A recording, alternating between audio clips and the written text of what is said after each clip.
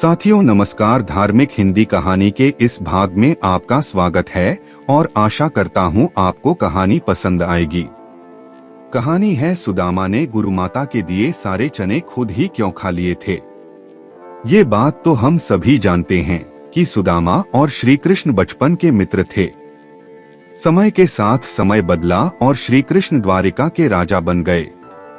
सुदामा एक ब्राह्मण थे, इसलिए वो भिक्षाटन द्वारा अपना तथा अपने परिवार का भरण पोषण करते थे।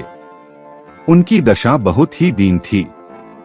जिस दिन सुदामा को भिक्षा नहीं मिलती उस दिन उन्हें परिवार सहित भूखा ही सोना पड़ता था। आखिर सुदामा श्री कृष्ण के मित्र होकर भी इतने गरीब क्यों थे? ये बात तो सभी के मन में आती होगी।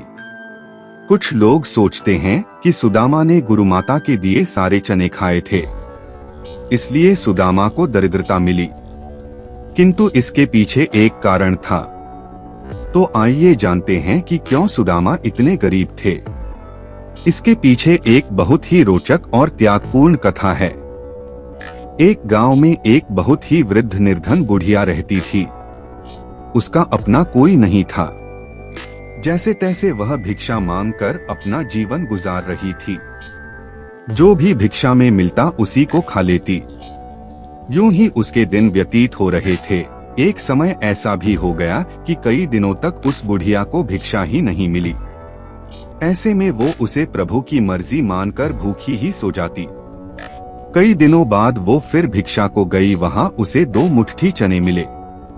कई दिन भूखे रहने के कारण वो चल नहीं पा रही थी, इसलिए घर पहुंचते पहुंचते रात हो गई। घर पहुंचकर उसने सोचा कि ये चने अब कल प्रभु को भोग लगाकर ही खाएंगे। ऐसा सोचकर उसने उन चनों की पोटली बनाकर रख दी और पानी पीकर भगवान का नाम लेकर सो गई। बुढ़िया के सोने के बाद कुछ चोर चोरी करने के लिए उसकी कुटिया में आ गए और चारों तरफ देखने लगे। कुछ समय की खोज के बाद चोरों को वही चनों की पोटली दिख गई। पोटली को देखकर उन्होंने समझा कि उस पोटली में स्वर्ण आभूषण है। यह सोचकर उन्होंने उसे उठा लिया।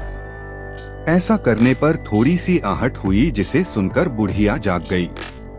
जागते ही वह चोर चोर कहकर शोर मचाने लगी।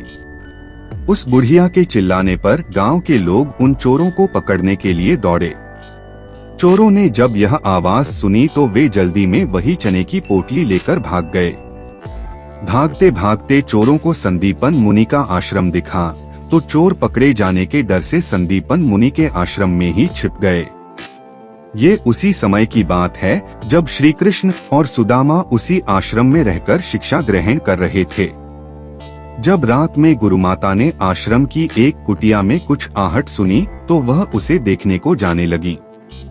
जब चोरों ने गुरुमाता को अपनी ओर आता देखा तो चोर डर के कारण उस चने की पोटली को वहीं छोड़कर वहां से भाग गए। इस सारे क्रियाकलाप के बाद जब सुबह हुई तो वो बुढ़िया नहा धोकर भगवान का पूजन करके जब भोग लगाने के लिए उन चनों की पोटली को देखा तो पोटली वहां से गायब थी। यह देखकर वह बुढ़िया को सब कुछ समझ आ गया।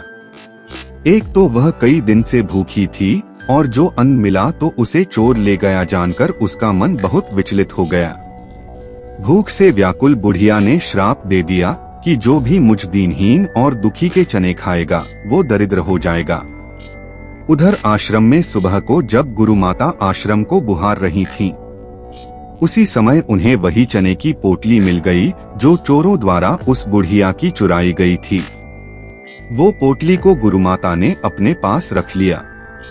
कुछ समय पश्चात श्री कृष्ण और सुदामा जंगल से लकड़ी लाने को जाने लगे तो गुरुमाता ने वही पोटली सुदामा को देकर कहा, पुत्र, जब तुम्हें भूख लगे तो दोनों मिल बांट कर खा लेना। सुदामा जन्म से ब्राह्मण थे और परम ज्ञानी भी थे। उन्होंने ज्यों ही चने की पोटली हाथ में ली, सारा रहस्य जान गए। सुदामा रास्ते में चलते जा रहे थे, परंतु उनके मन में एक ही विचार था। वो सोच रहे थे, गुरुमाता ने कहा है कि ये चने बांट कर खा लेना, परंतु ये चने तो जो भी खाएगा उस बुढ़िया के श्राप के कारण वो दीनहीन हो जाएगा। अगर ये चने गलती से भी जगतपति ने खा लिए तो अनर्थ हो जाएगा। मेरे प्रभु तो दरिद्र होंगे ही, साथ ही तीनों लोग भी दीन हो जाएंगे। नहीं नहीं, मैं ऐसा नहीं होने दूंगा। जब तक मैं हूँ तब तक मेरे प्रभु पर कोई आंच नहीं आने दे सकता। ये चने ही हैं जो सारे समस्या की जड़ हैं। मैं इन्हें स्वयं ही खाऊंगा। मैं इन्हें कृष्ण को नहीं खाने दे सकता।